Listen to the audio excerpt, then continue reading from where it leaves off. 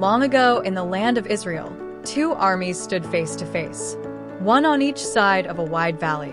Tents stretched across the hills. Swords were sharpened. Shields were raised. But no one moved, because in the middle of the battlefield, a giant stepped forward. His name was Goliath, 9 feet tall, a warrior from the city of Gath. His armor weighed over 100 pounds, his spear like a weaver's beam, and his voice boomed like thunder across the valley. He pointed at the Israelites and shouted, "Send me a man to fight. Let him come to me, or surrender now." Every morning for 40 days, he came out. Every evening he mocked them again. And every day, the soldiers of Israel trembled. No one dared to answer. Not the strongest, not the fastest, not even the king's best warriors. Because Goliath wasn't just big, he was terrifying. And fear spreads faster than fire. But far away in a quiet valley, a young shepherd boy named David was tending his father's sheep. He wasn't a soldier. He didn't wear armor. He didn't carry a sword. But he had something greater: peace, courage, and faith. When David's father sent him to bring food to his brothers in the army, he arrived just as Goliath was shouting again. And David listened. He heard the giant's words. He saw the fear in the soldier's eyes, and his heart burned within him. He asked, "Who is this uncircumcised Philistine, that he should defy the armies of the living God?" Can you imagine saying that? In a camp full of grown men, a boy speaks up. One of the soldiers told him, "Don't be foolish. You're just a boy." He's a warrior from his youth. But David didn't back down. He said, "The Lord who delivered me from the paw of the lion and the bear will deliver me from this Philistine." Do you know what he meant by that? When David was alone in the fields, a lion attacked his flock.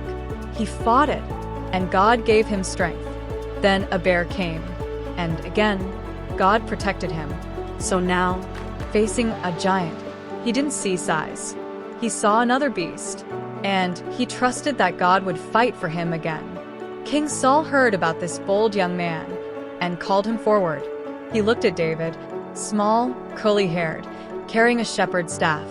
Saul said, "You can't go against Goliath. You're just a boy." But David stood firm. So Saul said, "Then at least wear my armor." They put the heavy helmet on his head, the bronze breastplate on his chest, and the sword at his side. But David couldn't walk. He couldn't move. So he said, "I cannot fight in these, for I am not used to them." And he took them off. Instead, he went to a stream and picked up 5 smooth stones.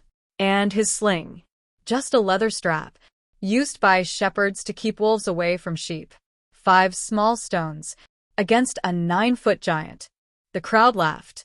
Some shook their heads. "This boy is going to die," they said. Goliath saw him coming, with no armor, just a staff and a sling. And he sneered, "Am I a dog, that you come at me with sticks?" He cursed David by his gods. He said, "Come here and I'll feed your flesh to the birds of the sky." But David didn't flinch. He stopped, looked up at the giant, and shouted not in anger, but in faith, "You come to me with a sword, a spear, and a javelin.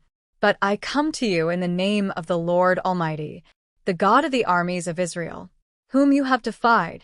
The battlefield went silent.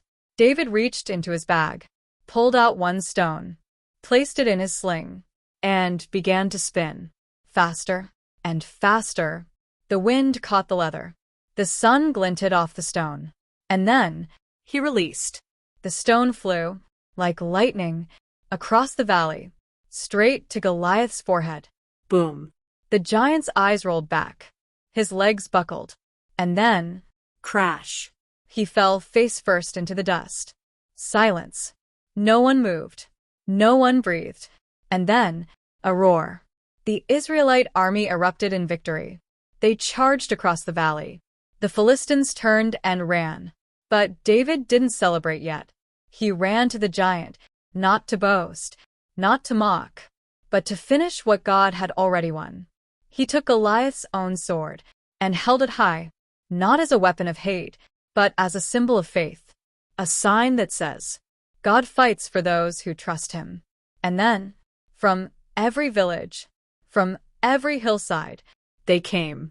Women, children, families, dancing, singing, laughing, tambourines in their hands, scarves waving in the wind.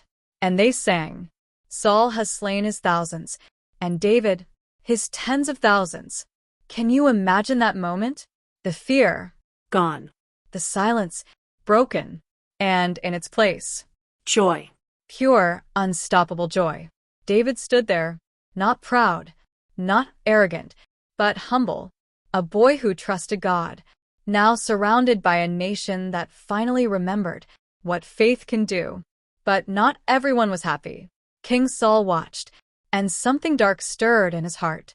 He saw the people singing David's name, more than his own, and jealousy began to grow.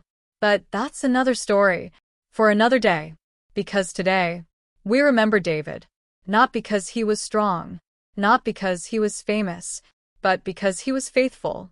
He didn't run from the giant. He didn't compare himself to others. He didn't wait for permission. He stepped forward with 5 stones and one promise. The Lord will fight for me. And he did. So, here's the question for you. Who is your giant? Is it fear? Shame? Failure? Loneliness? Maybe it's a bully, a challenge at school, or a dream that feels too big. But remember this. David wasn't the strongest. He wasn't the tallest. He wasn't even a soldier. But he had something no armor could give. Faith. And with faith, even the smallest can defeat the greatest. So the next time you face a giant, don't look at its size. Look to the one who is greater. Because if you trust him, you're not fighting alone. And that is the real victory.